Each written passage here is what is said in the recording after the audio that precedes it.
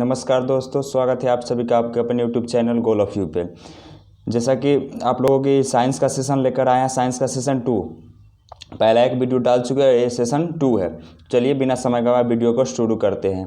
पहला से शुरू करते हैं। ब्रोमीन जल को रंगहीन एवं एसिटिलीन बनाता है। ब्रोमीन जल को रंगहीन एसिटिलीन बनाता है। दूसरा है परिवर्तन तत्व का उदाहरण तांबा है। परिवर्तन तत्व का उदाहरण तांबा है। तीसरा अमोनिया साइनेट को गर्म करने से यूरिया प्राप्त होती है। जब अमोनिया साइनेट को गर्म किया जाता है तो यूरिया की प्राप्ति होती है। अगला है जस्ते का फूल जिंक ऑक्साइड यौगिक को कहा जाता है। जस्ते का फूल जिंक ऑक्साइड को कहा जाता है। जस्ते का फूल जिंक ऑक्साइड को कहा जाता है। अगला है लोहे में जंग लगने के लिए आवश्यक नमी एवं ऑक्सीजन होता है। लोहे में जंग लगने के लिए आवश्यक नमी एवं ऑक्सीजन होता है।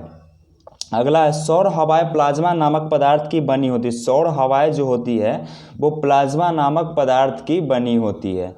अगला है ट्रांसफार्मर का क्रोड नर्म लोहे का बना होता है। ट्रांसफार्मर का क्रोड नर्म लोहे का बना होता है।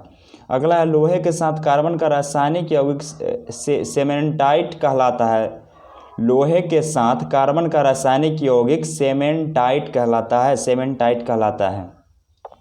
अगला है ठोस अवस्था में अग्निशामक के रूप में सोडियम बाइकार्बोनेट का प्रयोग किया जाता है। ठोस अवस्था में अग्निशामक के रूप में सोडियम बाइकार्बोनेट का प्रयोग किया जाता है।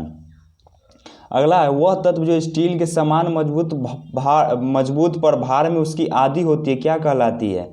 फिर से देख लेते हैं, एक मिनट।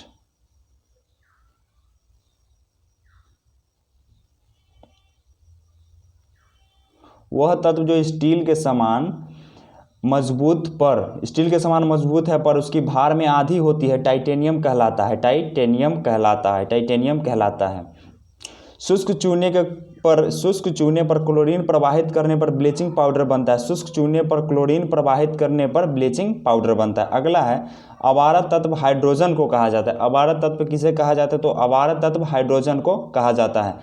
और अगला है प्रतिद्वीपी प्रकाश नलिका में आर्गन गैस होती है। प्रतिद्वीपी प्रकाश नलिका में आर्गन गैस होती है। अगला है 1945 में नागासाकी पे गिराए गए बमों में प्लूटोनियम तत्व उपस्थित थे। प्लूटोनियम, और हिरोशिमा पे जब गिराया गया था तो उसमें यूरेनियम तत्व उपस्थित थे 1945 में। पोटेशियम डाइक्रोमेट का रंग हरा होता है। पोटेशियम डाइक्रोमेट हरा रंग का उत्पन्न करता है। पोटेशियम डाइक्रोमेट हरा रंग उत्पन्न करता है। अगला है मीथेन और CO2 बायोगैस के मुख्य तत्व है। मीथेन और CO2 बायोगैस के मुख्य तत्व है। मीथेन और CO2 बायोगैस के मुख्य तत्व है। अगला है कैलोरीमीटर तांबा से बनाया जाता है। कैलोरीमीटर किससे बनाया जाता है? तो तांबा से बनाया जाता है। अगला है आकाश में बिजली चमकने के दौरान नाइट्रोजन पर ऑक्साइड बनती है। जब आकाश में बिजली चमकती है तो उसके दौरान नाइट्रोजन पर ऑक्साइड भी बनता है। क्रोमियम, अगला है क्रोमियम तत्व सभी रंगीन यौगिक बनाता है। क्रोमियम तत्व सभी रंगीन यौगिक बनाता है। कौन? तो क्रोमियम तत्व। अगला है क्वार्ट्ज में सिलिकॉन एवं ऑक्सीजन तत्व मौजूद होते हैं। क्वार्ट्ज में सिलिकॉन एवं ऑक्सीजन तत्व मौजूद होते हैं। अगला है रासायनिक दृष्टि से वाटर ग्लास सोडियम सिलिकेट का बना होता है। रासायनिक दृष्टि से वाटर ग्लास सोडियम सिलिकेट है। अंडे का आवरण कैल्शियम कार्बोनेट का बना होता है। जो अंडे का ऊपरी भाग जो होता है वो कैल्शियम कार्बोनेट का बना होता है। अगला है कैप्सूल का आवरण जो होता है वो स्टार्च का बना होता है। अगला है DDT का पूर्ण रूप क्या है? तो DDT का पूर्ण रूप जो है वो डाइक्लोरोइथेन है। अगला है जल में सबसे कम घुलनशील गैस कौन सा है? तो वो अमोनिया NH4 अमोनिया है। सोना तत्व सदैव मुक्त अवस्था में होती है। सोना तत्व सदैव मुक्त अवस्था में होती है। अगला है पृथ्वी के प्रारंभिक वातावरण में ऑक्सीजन तत्व मौजूद नहीं थे। पृथ्वी के प्रारंभिक वातावरण में ऑक्सीजन तत्व जो थे वो मौजूद नहीं थे। अगला है मोटर कारों से निकलने वाली उजले धुएं में सीसा तत्व प्रमुखता से पाया जाता है। जो मोटर गाड़ी से जो धुआं निकलता है उसमें सीसा तत्व प्रमुखता से पाया जाता है। अगला है जल स्रोतों में प्रदूषण की मात्रा बढ़ने से, जल स्रोतों यानी कि जल में प्रदूषण की मात्रा बढ़ने से O2 ऑक्सीजन में कमी होती है, जिसके कारण O2 की कमी के कारण मछलियां मरती है। अगला है प्रोटीन नाइट्रोजन गैस का प्रमुख यौगिक है। प्रोटीन जो है वो नाइट्रोजन गैस का प्रमुख यौगिक है। अगला है तारा बनने की प्रक्रिया का प्रारंभ हाइड्रोजन एवं हीलियम गैसों से होता है। तारा के बनने की जब प्रक्रिया शुरू होती है वो हाइड्रोजन एवं हीलियम गैस से ही शुरू होता है।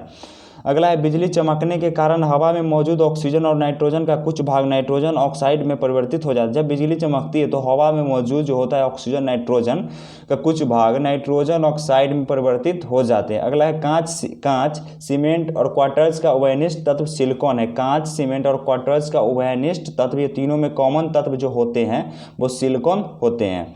अगला है माणिक्य और नीलम रासायनिक रूप से एल्युमिनियम ऑक्साइड होते हैं। माणिक्य और नीलम जो रासायनिक रूप से एल्युमिनियम ऑक्साइड होते हैं। अगला है पदार्थ की चौथी अवस्था प्लाज्मा को कहते हैं। पहली अवस्था पहला दूसरा तीसरा ठोस द्रव गैस और चौथी अवस्था प्लाज्मा को कहते हैं। अगला है वह वस्तु जिसमें द्रव्यमान हो, जो स्थान घेरता हो, जिसे ज्ञानेंद्रियों द्वारा अनुभव किया जा सकता हो, यह पदार्थ की परिभाषा हो गया। जो स्थान घेरता हो, जिसमें द्रव्यमान हो और जो ज्ञानेंद्रियों द्वारा अनुभव किया जा सकता है उसे पदार्थ कहते हैं। आइस मिक्सचर में नमक व बर्फ का अनुपात कितना होता है? तो आइस मिक्सचर में बर्फ और नमक और बर्फ का अनुपात जो होता है वो 1:3 होता है। जल में अशुद्धियाँ मिलाने पर क्वथनांक बढ़ता है। जब जल में हम अशुद्धियाँ मिला देते हैं तो उसका क्वथनांक में वृद्धि हो जाती है। प्रेशर कुकर में जल का क्वथनांक 120 डिग्री सेल्सियस हो जाता है, जिसके कारण खाना जल्दी बनता है। प्रेशर कुकर में क्वथनांक 120 डिग्री सेल्सियस हो जाता है, जिसके कारण खाना जल्दी बनता है। जल का घनत्व 4 डिग्री सेल्सियस पर सर्वाधिक होता है। जब जल 4 डिग्री सेल्सियस पे होता है तो उसका घनत्व सबसे ज़्यादा उसी पे होता है। जल का शुद्धिकरण आसवन विधि द्वारा होता है। जल का शुद्धिकरण आसवन विधि द्वारा होता है। बादल से वर्षा का होना संघनन का उदाहरण है। संघनन का उदाहरण बादल से वर्षा का होना ही है। कपूर का शुद्धिकरण ऊर्ध्वपातन विधि से होता है। कपूर का जो शुद्धिकरण होता है वो ऊर्ध्वपातन विधि से होता है। मोम का पिघलना, मांसपेशियों का सिकुड़ना, ये कौन सा परिवर्तन है? तो ये भौतिकी परिवर्तन है। मोम का पिघलना, मांसपेशियों का सिकुड़ना, ये भौतिक परिवर्तन है। जंग लगने पर लोहे का वजन बढ़ जाता है जबकि इसकी आयु में कमी हो जाती घटती है। जब जंग लगता है ऑक्सीजन और नमी की उपस्थिति में तो उसका वजन में वृद्धि होता है लेकिन आयु में उसकी कमी हो जाती है। अगला है एक ही प्रकार के परमाणुओं से बने पदार्थ को तत्व कहते हैं। एक ही प्रकार के परमाणुओं से बने पदार्थ को तत्व कहते हैं। धातु में आघातवधर्यता का गुण पाया जाता है। धातु में आघातवधर्यता का गुण पाया जाता है और सबसे ज़्यादा सोना का होता है। अगला है सल्फर कोयले का चूर्ण और सोडा से बारूद का निर्माण होता है। किससे किससे? तो सल्फर, कोयला और कोयले का चूर्ण और सोडा मिलाकर बारूद का निर्माण होता है। अगला है वायु विभिन्न प्रकार के गैसों का मिश्रण है। वायु क्या है? तो विभिन्न प्रकार के गैसों का मिश्रण है। पानी और दूध का मिश्रण समांगी मिश्रण होता है। पानी और दूध का मिश्रण होता है जो कि समांगी मिश्रण होता है। इनमें मिला देने पर कम पता चलता है कि क्या है। बारूद और कुहासा विषमांगी मिश्रण है। बारूद और कुहासा विषमांगी मिश्रण है। उसी प्रकार चीनी और बालू को भी विषमांगी मिश्रण ही कहेंगे, चीनी और बालू को। चलिए अगला है आजकल सड़क की रोशनी में पीले लैंप बहुलतया में प्रयुक्त होते हैं, लेकिन लैंप में सोडियम का उपयोग करते हैं। लेकिन इस लैंप में क्या करते हैं? तो सोडियम का उपयोग करते हैं। जब सड़क के किनारे जो लैंप लगा होता है पीले रोशनी वाले, उसमें सोडियम का उपयोग होता है। टंगस्टन तत्व बहुत कठोर एवं बहुत तन्ने होते हैं। टंगस्टन तत्व जो होते हैं वो बहुत कठोर होते हैं और बहुत तन्ने होते हैं। सौर ऊर्जा को विद्युत ऊर्जा में रूपांतरित करने के लिए सिलिकॉन तत्व की आवश्यकता होती है। सौर ऊर्जा को विद्युत ऊर्जा में रूपांतरित करने के लिए सिलिकॉन तत्व की आवश्यकता होती है। यह सिलिकॉन तत्व सोलर प्लेट पर भी लगा होता है। वह रासायनिक तत्व जो किसी प्रोटीन की पाचन करता है नाइट्रोजन है। वह रासायनिक तत्व जो किसी प्रोटीन का पाचन करता है वो नाइट्रोजन है। शीशा का अतिशीतता द्रव का उदाहरण है। शीशा अतिशीत द्रव का उदाहरण है। शीशा क्या है? अतिशीत द्रव का उदाहरण है। शीतल पेयों, अचारों और मुरब्बे के परीक्षण के लिए उपयोग में लाया जाने वाला रसायन सोडियम बेंजोएट है। डीजल के जलने से CO और SO2 खतरनाक विषैली गैस निकलती है। डीजल के जलने से क्या निकलती है? CO और SO खतरनाक विषैली गैस, CO और SO खतरनाक विषैली गैस निकलती है। CO हीमोग्लोबिन से मिलकर ऐसा मिश्रण बनाता है जो रक्त को ऑक्सीजन ग्रहण करने से रोक देता है। तो इस मिश्रण का नाम कार्बोक्सी हीमोग्लोबिन है। कार्बोक्सी हीमोग्लोबिन है। CO का नाम कार्बोक्सी हीमोग्लोबिन है। मोमबत्ती के लौ का बाहरी भाग का नीला क्यों होता है? क्योंकि यह नाइट्रोजन के संपर्क में होता है। मोमबत्ती जब जलता है तो उसका एक भाग नीला होता है, लौ उसका। तो नीला क्यों होता है? क्योंकि वो नाइट्रोजन के संपर्क में होता है। पानी में सोडियम डालने पर जलने लगता है। जलने वाले गैस हाइड्रोजन होते हैं। अगला है येलो केक यूरेनियम ऑक्साइड को कहते हैं। येलो केक किसे कहते हैं? तो वो यूरेनियम ऑक्साइड को येलो केक के नाम से जाना जाता है। विश्व में CO2 का उत्सर्जन करने वाला सबसे ज़्यादा कौन है? तो वो USA अमेरिका है। तो चलिए, इसी प्रकार साइंस के वीडियो से जुड़े रहने के लिए आप हमारे चैनल को लाइक एंड सब्सक्राइब शेयर करें। धन्यवाद।